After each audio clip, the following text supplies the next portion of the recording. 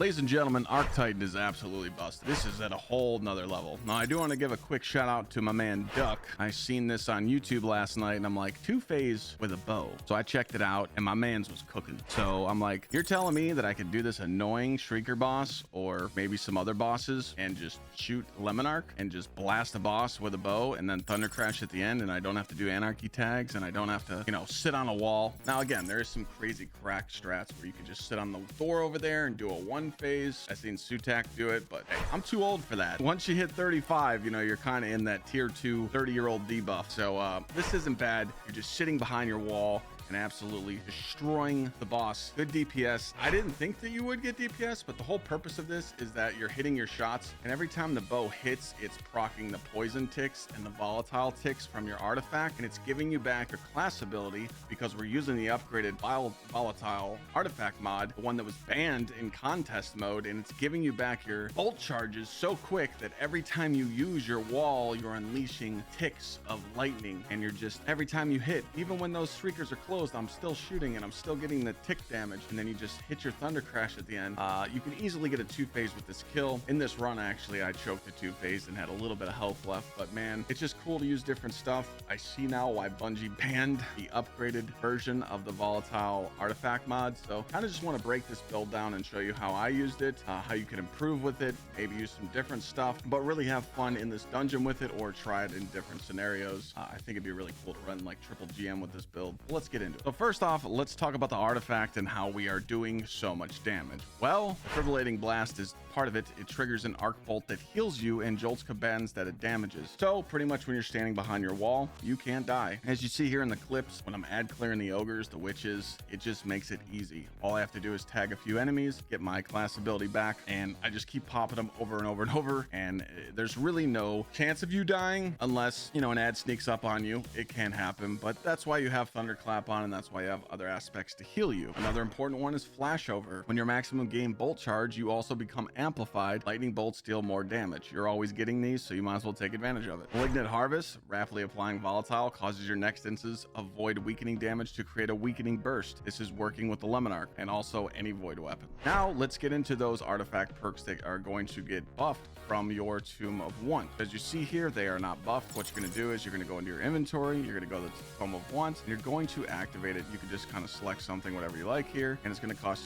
you 2 essence. Once you do this, you're going to be able to go into your artifact and see these are now buffed. Electric is huge. When you defeat an arc debuffed target, it grants a bolt charge. Well, you're doing that behind your barricade because you're jolting them. The boost, rapidly defeating arc debuffed targets, spawns an orb of power and heals a small portion of your health. More healing. This is the whole perk that's bringing the build all together. Rapid void weapon, precision hits, and rapid void weapon, final blows, grant volatile rounds. So you're always having it with your bow. The boost, volatile detonations, grants class ability energy. I usually get my class ability every 2 shots. That's why this is so busted, because you're getting so many walls. People kept asking, Clyde, how are you getting your wall back so much to be able to keep spamming it? This is why. And this was the perk that was also disabled on day 1 contest. So we're using a scatter signal just to clear out enemies. You can use whatever weapon you want. Monarque is huge because, as you've seen there, that was doing most of my damage. You do want to get the catalyst. I did see a difference with having the catalyst. I actually did some pre-recorded stuff last night, and I didn't have the catalyst on, and I didn't realize that it heals you. So that's more healing, especially in that encounter if you're solo or doing some hard endgame content. So when I slapped the catalyst on, I did feel it healing me as well. Your heavy's totally up to you, whatever you want. Me, I just put more destabilizing killing tally, corrective measure on, because it helped me clear out the ogres and all the annoying enemies. And going into the subclass, we are going to be using the new Storm's Keep. That's the whole purpose of this build. Knockout to just always heal you. Storm grenades, or you can use pulse grenades. Totally up to you. Me, I like the new buff they did to the storm grenades, so it's kind of nice to just take advantage of that, just shocking everything. Thunderclap is just a last minute heal. If an enemy pushes you and it gets past you, Thunderclap's definitely going to be there to give you that quick heal. Rally barricade for your barricade, because you don't want to put a towering barricade down and not be able to shoot through it, right? We're going to be using resistance so that we can have reduced incoming damage. Jolt on our grenades with Arc of Shock. Arc of Ions, when you defeat a jolted target or defeat a target with bolt charge, it creates ionic traces. Your build will always do this sitting behind your barricade. And then frequency, this is where, I mean, this fragment's insane. So while you're behind your wall, you get double stacks. And that is how you're building up your bolt charge damage so much. Because while you're amplified, the effects are increased and you gain increased stacks of bolt charges from all sources. Now we're starting to have it all come together. Do you need to run Heart of Immortal Light with this build? No, because I'm switching to Curse of Falling Star right before damage. Can you put on Skull for it? Yeah, it's kind of just up to you.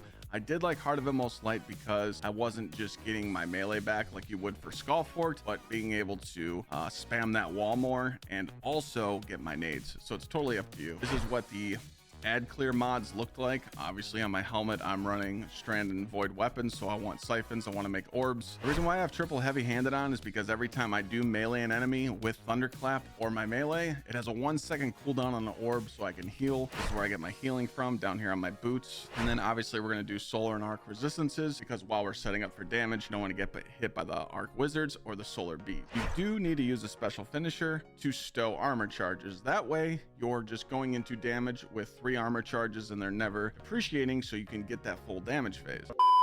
Gamers, just pointing out something. I did some more testing on this boss. I just killed him right here, and for some reason surges are not working. I was doing the same amount of damage, so I'm trying to save you from swapping your armor, so you can literally keep all this on for damage. You'll just have to swap your chest piece before you go and hit the Thunder Crash. But I do want to point out, you might want to switch to pulse nades, because while you're damaging, you can run the triple bolstering detonation. So pretty much when you get your nade, you can just spam your nade, and every time it ticks, it'll give you your class ability even quicker, and also it's going to mean more walls you can pop for more bolt charge damage. So it's kind of nice. You only need to switch your gauntlets for damage and maybe a chest piece, and don't worry about the surges, because yeah, I just tested it and I didn't do any more damage. Hope this helps. I'm telling you right now, I ran this build earlier on stream and everyone was like, what is this? I was very impressed with it. It's kind of insane how you can sit behind the wall and just spam your bow, volatile everything, and like I was killing those ogres with 3 shots of my bow. Those ogres, you know, they're pretty tanky, and for them to just die behind the barricade in 3 shots, making ad clear easy. I'm telling you, when GMs come out, I want to run 3 Titans where we just pop barricades every single room and just annihilate the room, shock everything. Try this build out. I was impressed. And again, shout out to Duck for uploading the video, because I wouldn't have saw it. And now I'm passing it on to you guys. Thanks for watching. See you guys in the next one.